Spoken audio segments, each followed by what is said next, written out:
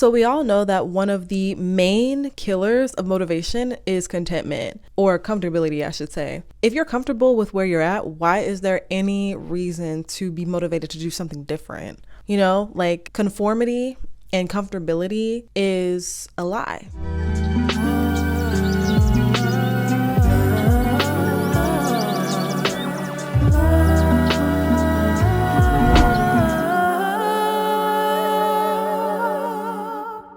Hey y'all, welcome back to Holistic Flow. I am your girl Lolo, and listen, I've been getting a lot of questions from other people.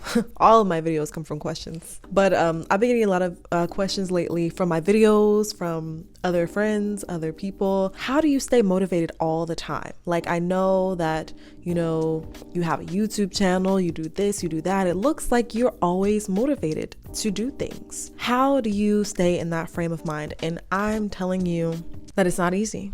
A lot of people want to know how to be driven to do things. You're not motivated to go to your job because you don't like going to your job, but you know that you have to make money in order to survive. And you're not motivated to work out, but you know that your doctor told you to lose some weight so that you can help this health condition and that. There's a lot of things every day that we don't like doing that we do like doing, some of which we're motivated to do, others that we like doing. But how do you keep that momentum of motivation? How do you hack your brain? Well, today I'm going to tell you why you're not motivated. Obviously, there's some reasons why, and how to hack your brain into being motivated and honestly driven from the inside out. Okay, there are some essential things that I've learned in my life that help me from day to day to day. Let me tell you all a secret. I was not motivated to film a video today. Let's just be honest. I don't sometimes want to film a video for YouTube. However, I enjoy making the video.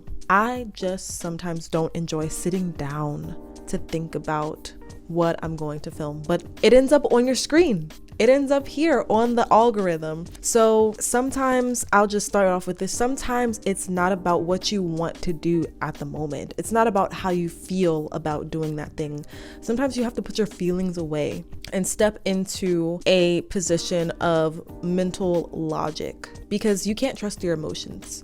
You can't trust your feelings, because they can be one feeling right now and then another feeling 5 minutes. So since your emotions fluctuate, why would you act based upon what you feel like doing? That's the first thing. So if you're saying, I don't do this because I don't feel like doing it, and when I feel like doing it, I'll do it. What if you never feel like doing it? What if you never feel motivated, right? It's a feeling, right? What if you're just waiting and waiting and waiting for it to magically consume you, that you feel this emotion? Or you're waiting for something else to inspire you to take action.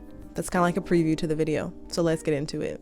So we all know that one of the main killers of motivation is contentment, or comfortability, I should say. If you're comfortable with where you're at, why is there any reason to be motivated to do something different? Like conformity and comfortability is a lie. But if you're comfortable with being in whatever stage of life then you're in, then, if you're happy staying there, then stay there. But if you are uncomfortable being in a certain situation, then there's something sparking you that has to be bigger than your ability to just sit there and take it. There's something that has to be kind of like a breaking point for you to say, I'm going to get up out of this place of comfortability and throw myself pretty much off of a cliff. Sometimes not that dramatic, but like throw myself into the fire and fail my way to the success of doing this thing that's going to make me uncomfortable, but it's going to give me better results than whatever I'm doing right now. Another thing that is a killer of motivation is comparison. If you're comparing your path to somebody else's, you're basically going to see your situation as just water, and you're going to see everybody else's situation as the ocean, when either or could be the ocean. But because you're seeing your situation as a situation of lack and the other situation as a situation of abundance, it's the same. It has the potential to be the same thing, but you're seeing it as water. You're seeing theirs as ocean, when what you could have could be your ocean if you choose to see it that way. So comparison is just changing your perspective.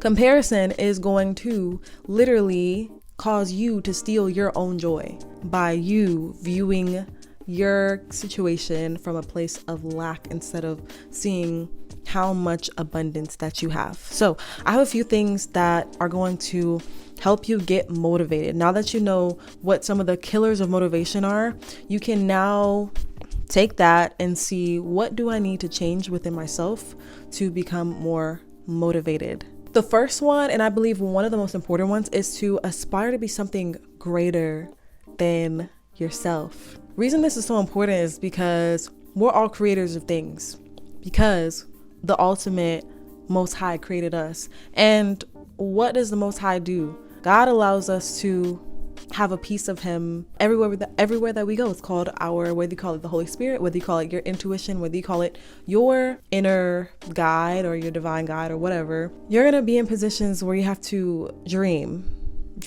for something bigger. And if you're not relying ultimately on something bigger than yourself, i.e. the Most High, or something bigger than yourself, whatever you see that as, then you're going to see only yourself as the only one in this fight of life. But you're not fighting against anybody else. You're going to see it as a battle, you versus you. And it is you versus you, but it's not you versus only you. It's you and your helper, that divine wisdom, that divine insight, that guidance. Because without that guidance, we'll be trying to take shots in the dark. So it's kind of like that. See whatever you do as having a far greater purpose than just serving yourself. And that's what most of us are going throughout life thinking. We have this lens of just self-service, of just, I'm the main character all the time, and everybody else is just a non-player character. Everybody else, all of y'all, are a figment of my imagination. You could be here today and gone tomorrow, and then just poof, up and gone. But it's literally quite the opposite. We are a small piece of the puzzle in the grand scheme of things. Imagine like an 800-piece puzzle. And imagine that you are only one piece of that puzzle. Now you fit into it, but you are not the entirety of it. However, also without you, the puzzle would never be complete. There it is. Without you and your assignment in life, or assignments, whatever you see that as, you would not complete the picture. Also, without every other component in life, whether you realize it or not, is a part of the grand scheme of something. So it's bigger than just what you can perceive. It's bigger than just what goes on in front of your eyes. There are things that happen outside of your world that are greater than you. So that's number one. See whatever you do as greater than yourself. Why are you doing it? And live through that. Another thing that really hinders us from becoming motivated to do more is that we are living in past thought. Living in past thought, I like to think of as retrograde. Living in retrospect, actually. Living in retrospect can cause depressive-like symptoms, like regret and thoughts of the past, sinking in, things that you wish you could have done, shoulda, coulda, woulda, but you'll never get that back. And plus, you're holding on to something that is never going to be a part of you again, because you've already evolved past that time. We're not even the same person that we were yesterday. So why does it even serve us to hold on to a thought, feeling, or idea that has now passed its expiration date? So living in retrospect can hold us back from getting the momentum to spring ourselves into not the future, but just the present. I like to say that anxiety is obsessing about the future thoughts, what's going to happen. And depression is lingering in the past. Either of those or neither of those are serving our life, because neither of them are allowing us to operate in this present moment, which is where life is happening right here, right now. You'll never know what's going to happen in the future, because at any point in time, something could happen that changes the course of what you thought future could be. So then worrying about what future might be is useless, because future won't be like that. It could always have the potential to be like that, but it's probably not. So being present in the day will help you live day by day and help you see things more clearly. Sometimes we over assess our steps. If you are unmotivated because you think that the point in between point A and point B is so large that it just feels like it takes so much energy to think about moving up out of your comfortable seat, because you're thinking about all the steps in between there and, oh, am I gonna make it? Oh my gosh, life isn't gonna wait for me. Then you're thinking too much about your future steps that you haven't even taken the first step yet, which is just putting one foot in front of the other. And it serves us best to live day by day, because this second, minute, and hour is all that we have right now. We don't even have the past. It has been in the past. And so let that go. Even if the people around you can't let it go, you can't control them and they don't control you. So choose to let it go, and also choose to release the future tense and just live for whatever you're experiencing right now. And obviously you're okay right now because you're watching a YouTube video. Another way to stay motivated pretty much all the time is with the two things that I mentioned before. Strive to be somebody who you appreciate and admire. It's good to be around other people, and in order to do that, you can be around other people who you look up to instead of surrounding yourself with people who think the same as you. A lot of us may struggle with always surrounding ourselves with like-minded people, and I think it is good to surround yourself with like-minded people because birds of a feather flock together, of course. However, also surround yourself with people who have different views, different political views, different spiritual views, different religious views, different, I don't know, my eyelashes, maybe they're too curly or too, I don't know, too thick or whatever, they keep getting in my eye. Surround yourself with people who have different jobs, different hobbies, different wants. Surround yourself with people who look different than you. And that's how we really get to learn and think outside of ourselves. Because again, if you are living life with the idea that the world is just going to wait for you to feel like doing something, then you're going to be waiting forever. So as you get around other perspectives, we are going to have a more open mind about our situations. And we're also going to see that there's no reason to not make your next move, because no, time does not wait. It's always fluctuating. And even though it's not necessarily linear, it is this present moment that we have, nothing more, nothing less. And expanding your mindset, learning from those around you, and getting out of that box of thinking. All of us have that box of thinking, right? Getting out of that box and that closed-minded level of thinking is how you're going to level up your life. However you perceive the world, however you perceive your life is however it's going to come back to you. So be somebody who you look up to and not just somebody who's just like you. Because if you want to elevate, don't surround yourself with people who are not trying to elevate either. Most likely, if you've been feeling stuck and unmotivated for a long time, if you look at the people around you, they've also been stuck and unmotivated for a long time, most likely, right? And if you haven't, if that's not your case, or maybe you can't identify that around you, then go find a mentor. Go look for, or you may not even have to look far. Identify somebody in your life who you look up to. Who do you look up to? Maybe it's not a personal figure or friend or family member, but it's somebody who you can learn from, or you can read their books or listen to their podcasts or watch their TED Talks. Be someone who you look up to so that whatever you're doing to get unstuck in your brain is going to reflect that higher purpose or that higher spark of what you want to do in your life. Another thing to do in order to become more motivated and driven from the inside is affirm others. If you want to see affirmation for yourself, if you want to affirm for yourself that I am blank, the words I am are so powerful because they are the start of claiming what the Most High sees in you. Do you know that the Most High sees in us imperfection, but that imperfection is not necessarily a flaw? What we see in ourselves, we look in the mirror and we say, that's a flaw, that's a flaw. Ew, I don't like that about my face. I want to fix that. I want to tweak that because that's imperfect. And it's like, if we saw ourselves out of a lens of our flaws and our imperfections are what makes us perfect, or our imperfections is what makes us great, then we would change our whole perspective about ourselves. In changing our perspective about ourselves, we would also change how we see others and the world. Because what you see looking back at you is what you'll see in the world. Like literally your reflection of yourself is your reflection of the world. Everything is a mirror. So when you know how to feed into other people and affirm other people, you'll know how to do the same thing within yourself. But it literally starts with you. When's the last time you gave somebody a compliment and actually meant it? When was the last time you told somebody that they were doing well, that they're doing good, or just words are the greatest gift. You don't have to give anything physical.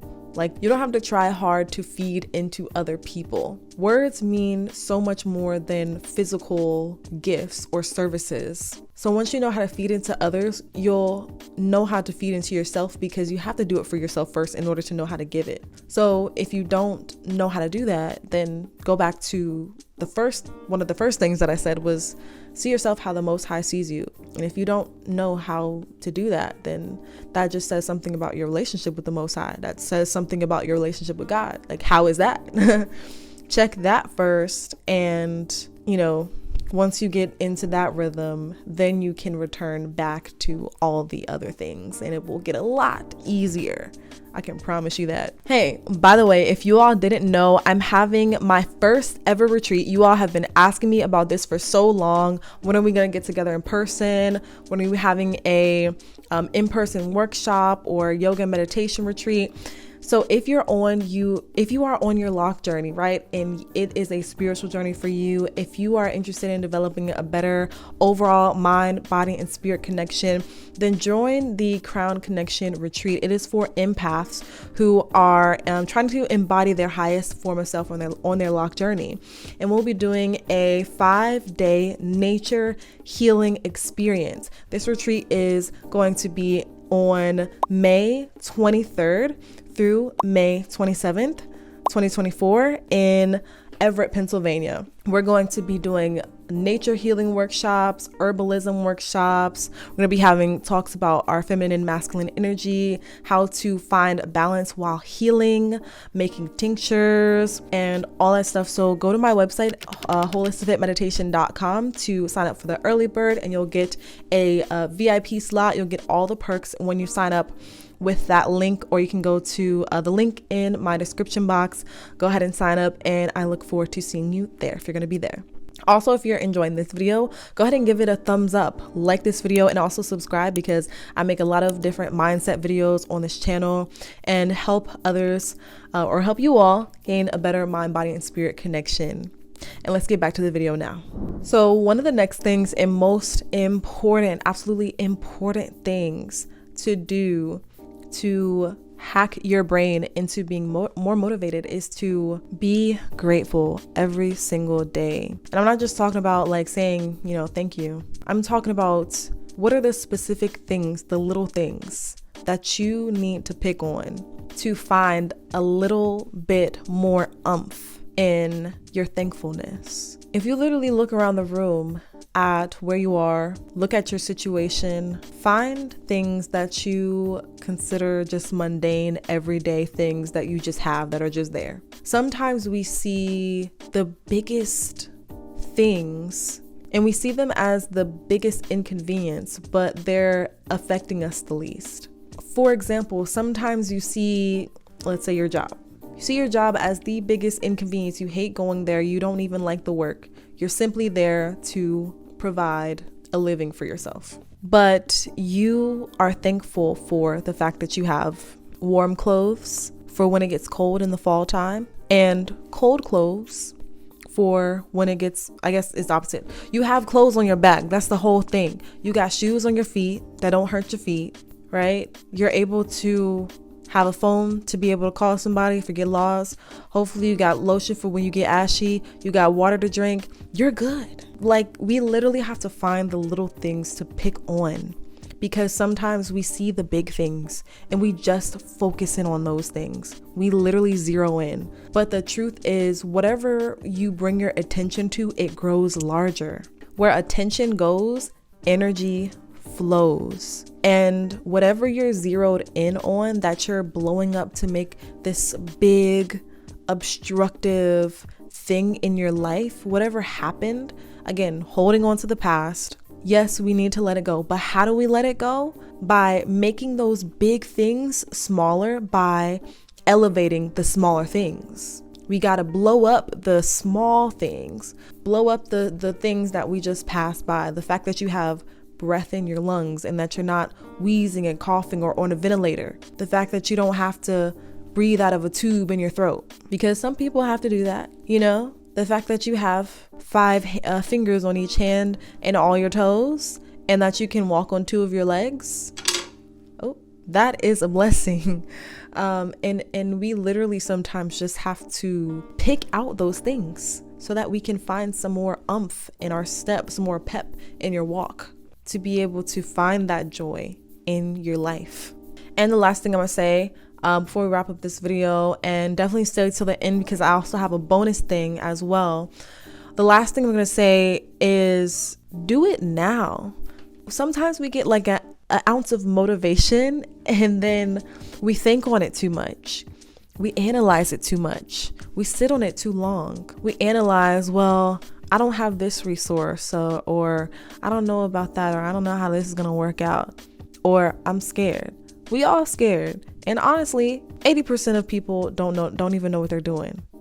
If you feel like you're scared because you want to have it all figured out before you do it, or before you make that move, then don't be scared, because most of us don't know what we're doing anyways. So just do it. Like, you're only here for the X amount of years that you'll be here. And before then, you were not here. And after then, you'll not be here. So whatever you can do in this moment to make it abundant, then make it abundant. And honestly, you don't have to really do anything. Just be thankful for those little things, right? But we're talking about motivation. So do it now. Like, don't sit on it, because the moment that we sit on it, we miss an opportunity. And revelation loves speed, which means that whenever you get an idea, whenever you get a pop of idea, a download in your head, obviously it takes a little bit of mental calculation, but sometimes we overanalyze things. So just go ahead and do it now. Don't wait until tomorrow, or don't say, oh, I have time, because you never know if you have time. And here we go. Here is a bonus one. I'm going to tell you all the steps to how to create a amazing goal and actually achieve that goal. Here we go. Step 1, write down a statement of what you want. What do you want? It doesn't matter what it is. Don't think about it too much. Just write it down. Write it on a piece of paper. What do you want? Step 2, outline a plan of achieving that goal. How long is it going to take? What do you need to achieve that goal? What do you already have that you can put towards that goal realistically? Write that down too on a piece of paper. Number 3, plan out how long each step will take. Now this will be like sub steps within the step 2 of how long that it will take. If you don't have all the resources, how long will it take you to get those resources? Who can you ask? Who can you help? What mentors can you ask to help you? We're talking about becoming more motivated. So what all is in your way, and how can you move past those obstacles? Number 4, memorize your goals. This is the most important part. Do not skip this part. Read them every single day. When you read them every single day, you subconsciously and unconsciously make a blueprint of that in your mind, and whatever you think upon grows. Remember, where your attention goes, energy flows. So bring your attention towards those things. And even if you don't see a way from A to point B, a way will be made just by you reading it over and over and over again. I'm telling you, that is how it happens, because your brain creates a blueprint for your reality that you'll see. So if you do all 4 steps and you create that goal and you read it every single day, it will come to be, and it will not fail. I'm telling you, it will not fail. Because here's the thing, if you have a goal and you read that goal every day, and then you still have that goal from a year now, you reassess that goal, you're a different person than the year before, and you reassess that goal, you may even tweak that goal based upon where you are, not because you don't think you'll be able to get to that goal, but because you'll say, this isn't really what I want. this isn't what I thought I want. So now I'm going to tweak it in order to change the trajectory of where I'm taking that goal, because you have guidance from the Most High as well. And you change and evolve every single day. Sometimes you make goals because you weren't mature enough to know that that goal wasn't going to serve you at the time. But once you evolve and grow and change and read it every single day, things will happen in your life and they will align in your life, and you'll be able to be more motivated because you see that what you're doing and the work that you're putting in actually works for you. So let me know what resonated with you the most during this video. Give it a like. Again, that means hit the thumbs up button, and also be sure to subscribe. I was going to say feel free. You can feel free, but be sure to subscribe, and I hope to see you in the next video. And until then, I'm sending peace your way, love your way, and joy to you, your family, and your friends. All right, y'all. Peace.